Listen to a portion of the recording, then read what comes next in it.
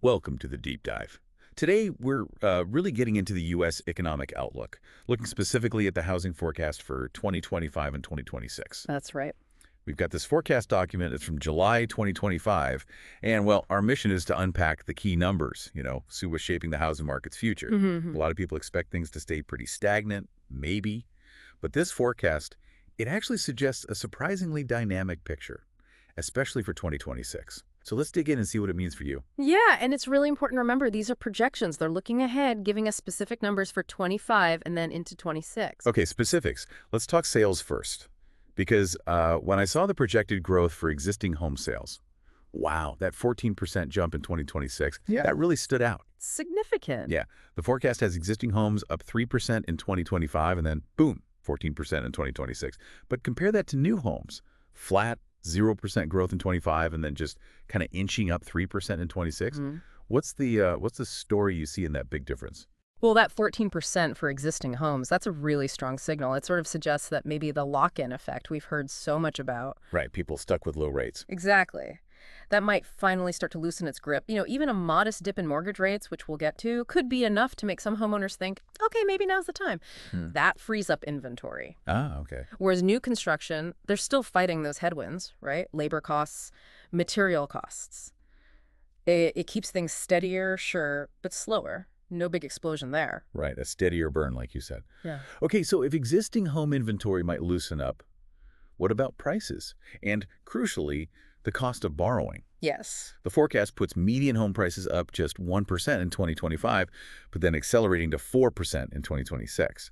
And right alongside that, mortgage rates, 6.7% for 2025, projected to drop to 6.0% in 2026. And see, this is where it all really connects. That drop from 6.7 to 6.2%, Yeah? it might not sound enormous, Mm-hmm. but for someone buying a home, that can mean hundreds less on their monthly payment. Yeah. That improved affordability.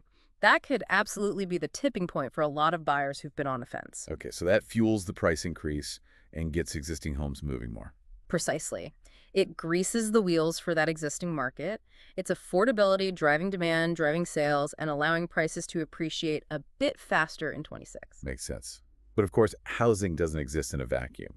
What's powering the economy underneath all this? The job numbers look pretty solid, too. They do.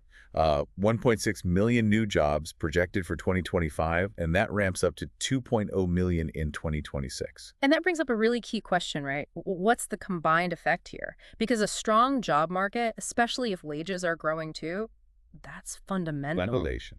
It really is. More jobs mean more potential buyers, more confidence, more income for down payments. It's kind of the engine providing the financial stability needed to support those positive housing trends we're seeing in the forecast. So pulling it all together then, we're seeing existing home sales potentially unlocking, prices ticking up, especially in 26, mortgage rates hopefully easing a bit, all underpinned by steady job growth. Yeah. The picture seems to be, well, a gradual shift, but with some real momentum building for 2026, especially for existing homes. I think that's right. These forecasts, they really suggest a more dynamic landscape emerging, moving away perhaps from some of the bottlenecks we've seen recently. Well, Could be a more active market ahead. okay, so thinking about all that, Mm. here's something for you to chew on.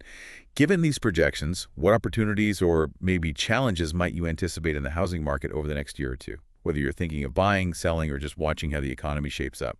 Something to consider until our next deep dive.